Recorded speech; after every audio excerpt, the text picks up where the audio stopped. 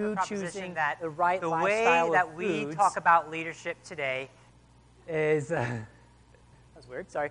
If we excuse me, if me to talk about these different type of foods and to talk about this journey with choosing foods is strange for me. But my perspective on food has changed.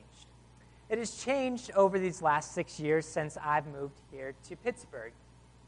You see, when I first went to college and went off to school, my favorite foods were Pizza Hut and Placencia's, a Mexican restaurant in my hometown. It was 2 restaurants that my family went to each and every single week.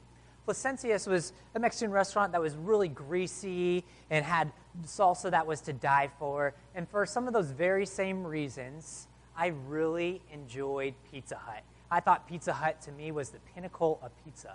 And then I went to college in Cincinnati, and I met my wife, Michelle, and I told her, man, I really, really like Pizza Hut. And she was absolutely appalled. She couldn't believe that I thought Pizza Hut was so good. I said, what are you talking about? It's the best. The thick crust, the thick cheese, the grease, the pepperoni, it was all really good, at least in my hometown. But then I went and visited her Pizza Hut, and it was not very good. So it made me realize that, hey, maybe her food was not as good as mine. And so, I don't know, whatever it may be. But as we've gone through living here over the last 6 years, I've gone on my own personal food journey. And it starts with a lot of you all who have invited me into your homes and fed me really good food that I would not have eaten, like sweet potatoes and vegetables. You see, these are things that I started to realize actually taste good when prepared well. And about a year into living here, we had some really good food here in Pittsburgh and in different homes, but we were also gifted a gift card for our 1-year anniversary to go to a restaurant downtown. And this restaurant downtown fancied itself as a tapas restaurant. And tapas, that sounded really intriguing, but what we found out when we went and ate there was tapas must mean Spanish for hungry. Because when you leave there, you don't get anything. You are so hungry when you leave. But it doesn't literally mean hungry. It means small plates or appetizers or small things. But the idea of this tapas restaurant was that they're going to sacrifice the quantity of food that they give you for a higher quality. But I disagree, especially at this restaurant in downtown Pittsburgh, which has since closed down because their quality wasn't so good. You know, I was hungry. I needed to eat. I needed some sustenance. And that place did not provide that for me. But over the years, I've started to realize that the principle that this tapas restaurant was teaching was something that is good. You see, I started by eating in your homes, starting to realize that quality is a much better thing than quantity. And it made me choose restaurants differently from then on out. You see, when I go and choose a restaurant to eat at downtown or somewhere in the city, I go and look for their menu online first. And if it's a fusion-style restaurant, I'm totally out. And here's why. Because my family, and my wife's family, lived in central Kentucky for just a little bit of time. And when they were in central Kentucky, there's not a lot of options for really good food.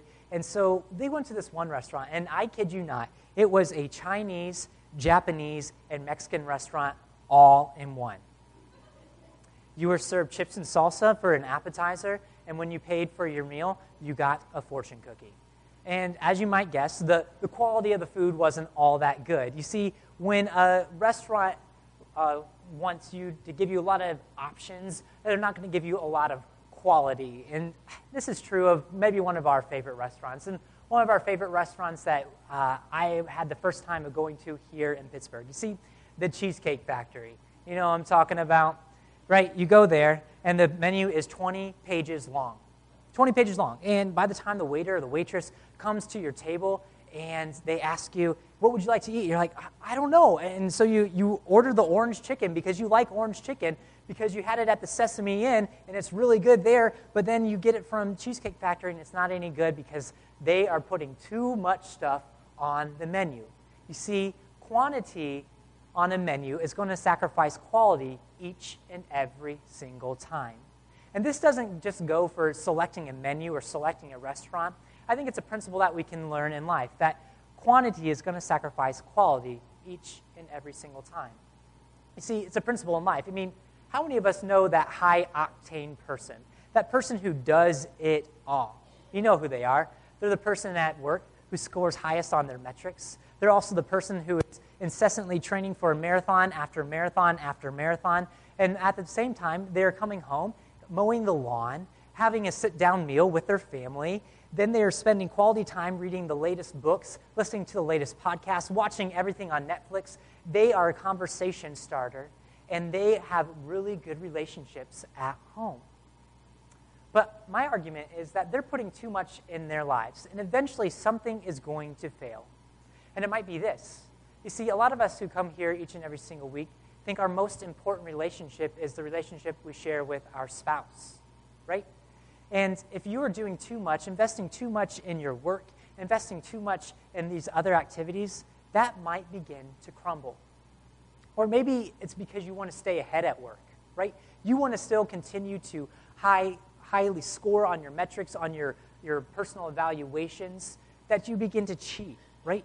You begin to cheat. You try to stay ahead of the game, and you have a personal moral failure there. Or maybe because you're involved in too many marathons or involved in too many activities, which cost a lot of money, your bank account begins to evaporate, and you fall face down on the ground because you are gone. Your money is gone.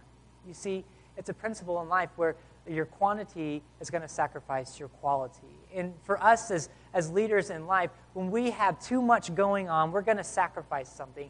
We're going to sacrifice a good quality relationship. We're going to sacrifice something that we should be doing.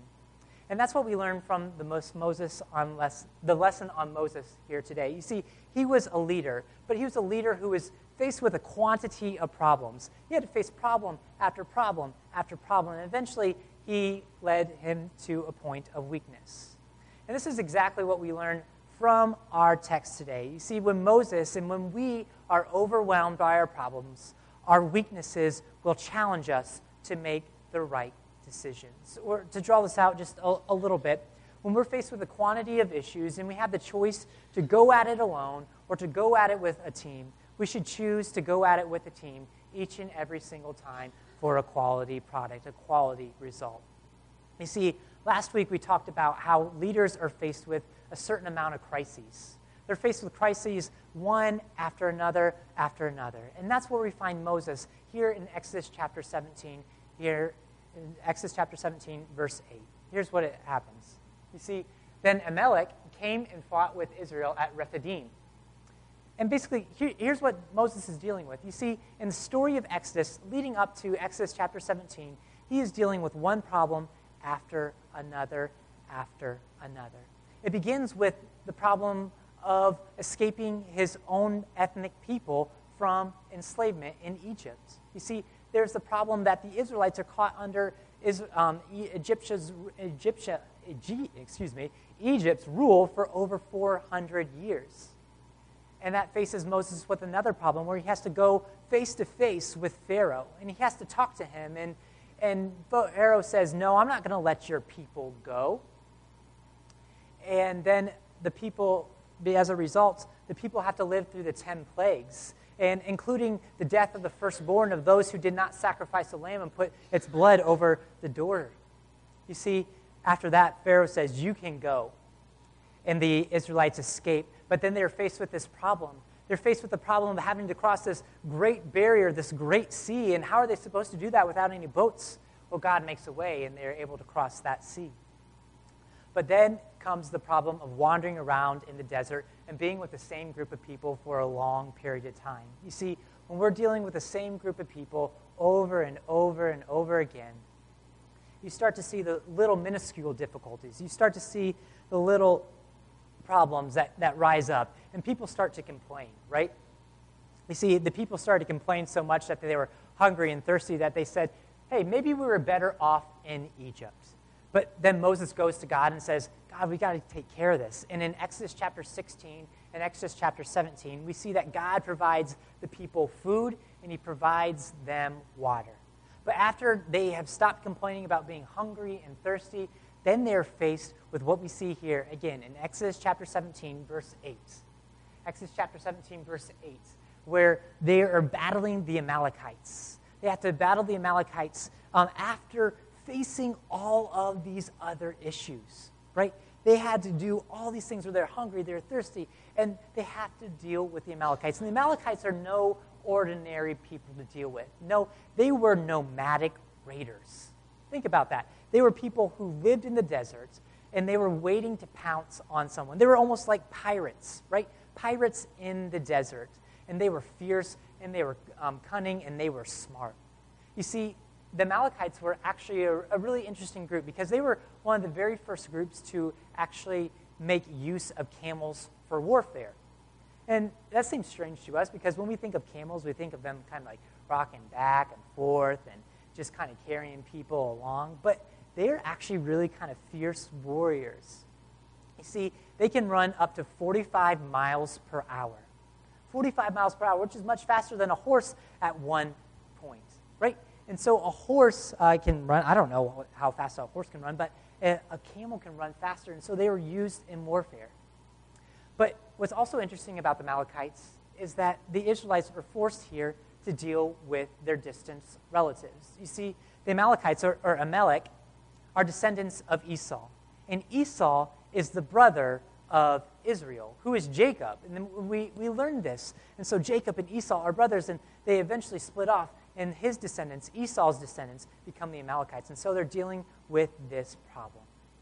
And that's a problem for not only Moses as a leader, but it's a problem for everyone. You see, for us as leaders, we're often faced with this idea that we have to deal with too many problems too often.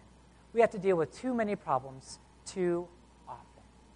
And for Moses, he has to deal with one problem after another after another. And for us who are leading our families, our schools, our organizations, our businesses, wherever we may be leading, we know this to be true, right?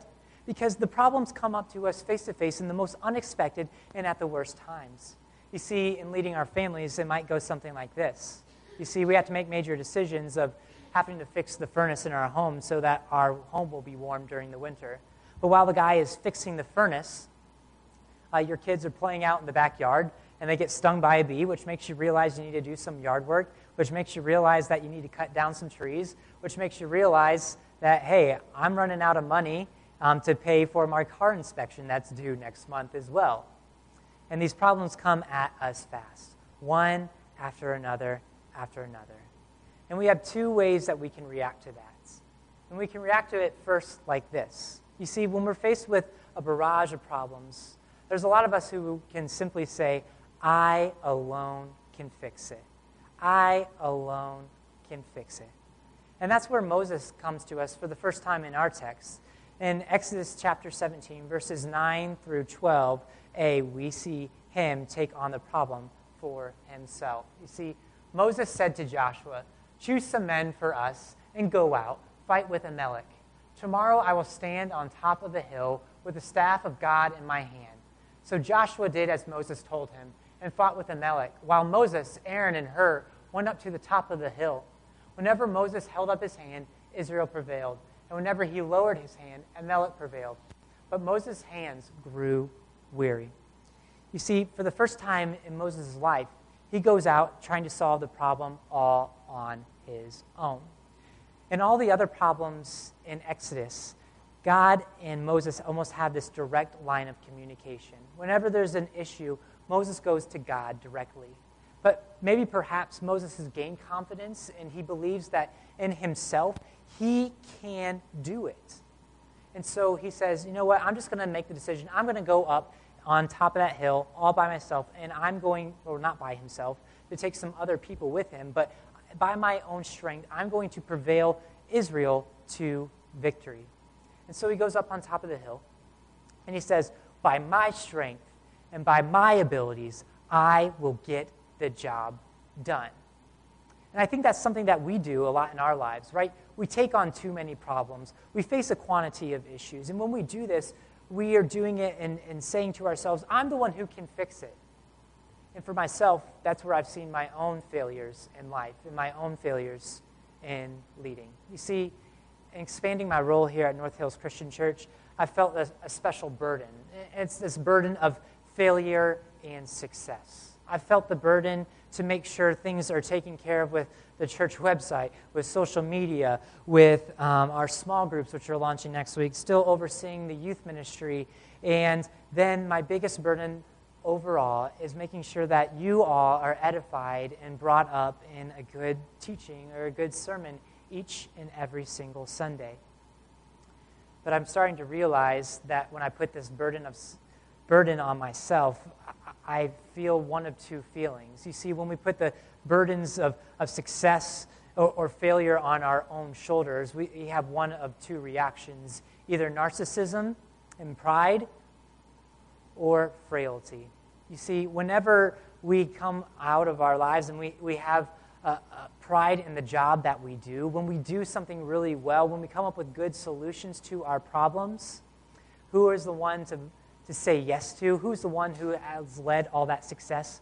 Well, that is me and me alone. I've worked hard. You see, when I preach a good sermon or whatever it may be, something that happens, yeah, I'm really proud of myself. But the opposite is true when things don't go so well. You see, I feel frail. I have an emotional state where it crashes. And maybe for you all as well, when you are leading your families and you feel like you're leading them well, you may feel frail. And you might come to a point where you're saying, man, all this leading, all these things that I'm doing on my own eventually leads to finding my limits. And so over the last few months, I've been training for my next marathon in New York City. And before I was training for the Pittsburgh Marathon, the last marathon I did, I read a book. It was a book by a guy named Alex Hutchinson. And Alex Hutchinson is kind of known as the sweat scientist. And he wrote this book called Endure. And he basically says, in endurance sports, you're only limited by your mind. If you can get over those limits, if you can get over the obstacles that you place on yourself in your own head, then you can do anything. But he then goes on to name several other things that do limit us, whether it is a physical injury, whether it is heat and humidity, whether it is just other circumstances with the weather, whatever it may be. There may be places in our lives where we are truly limited.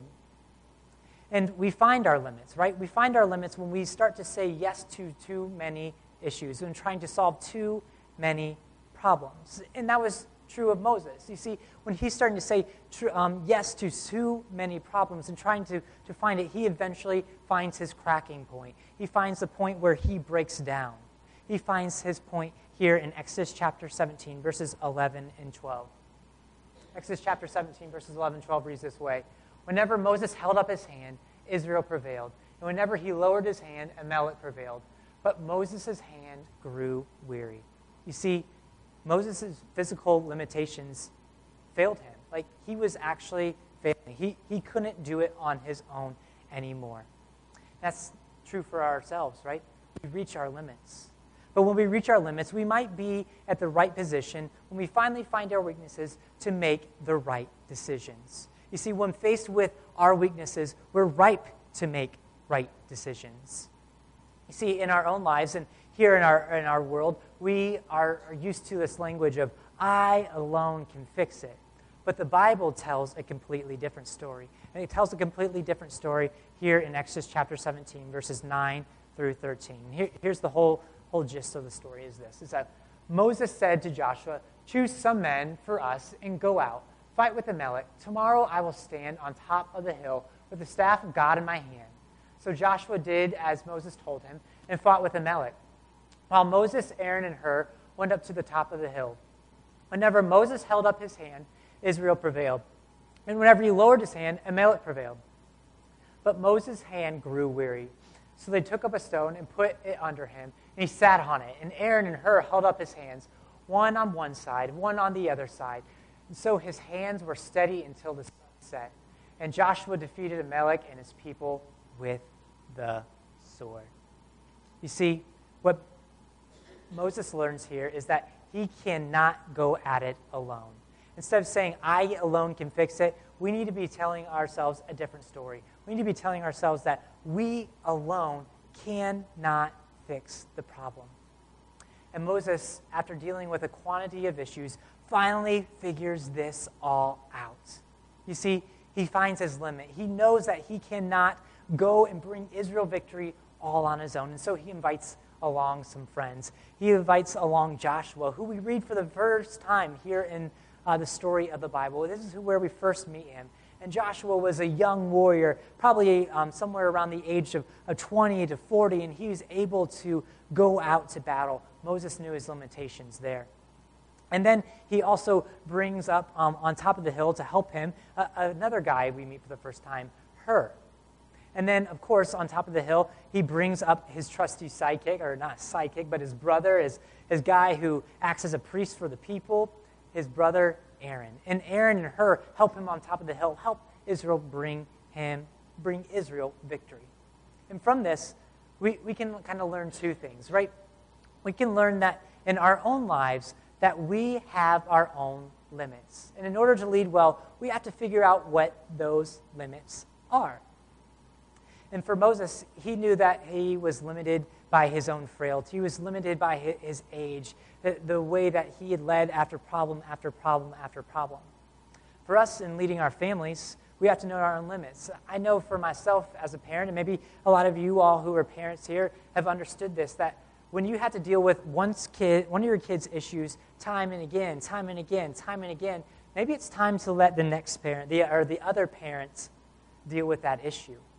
You see, when we have to deal with issue after issue after issue, we have to know our limits. Or maybe it is at work when we start saying yes to too many problems, trying to come up with a solution to too many problems, we eventually crumble.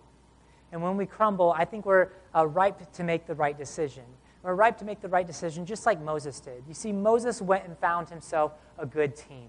He went and found himself a team to lift him up.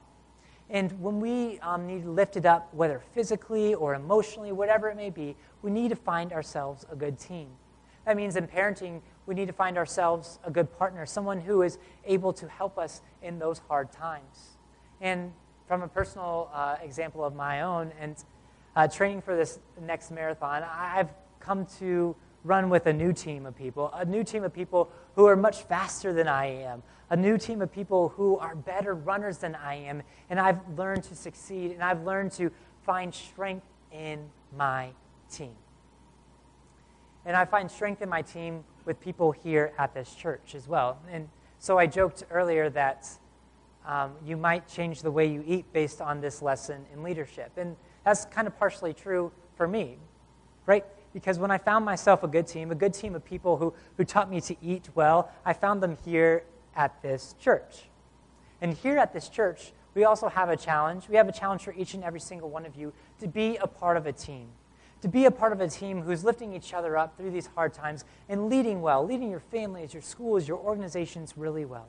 And we believe that you can do this by joining one of our small groups. And our small groups are going to launch next week, and there are a number of options, a number of places where you can join in. See, you can join in on a Monday night, on a Sunday night, on a Tuesday night, a Thursday night. There are different places where you can join, and so that you might be a part of a team that can lift you up and help you lead when you need to lead. And so that is our challenge here today, is to lead well, but to lead well with others. Will you pray with me?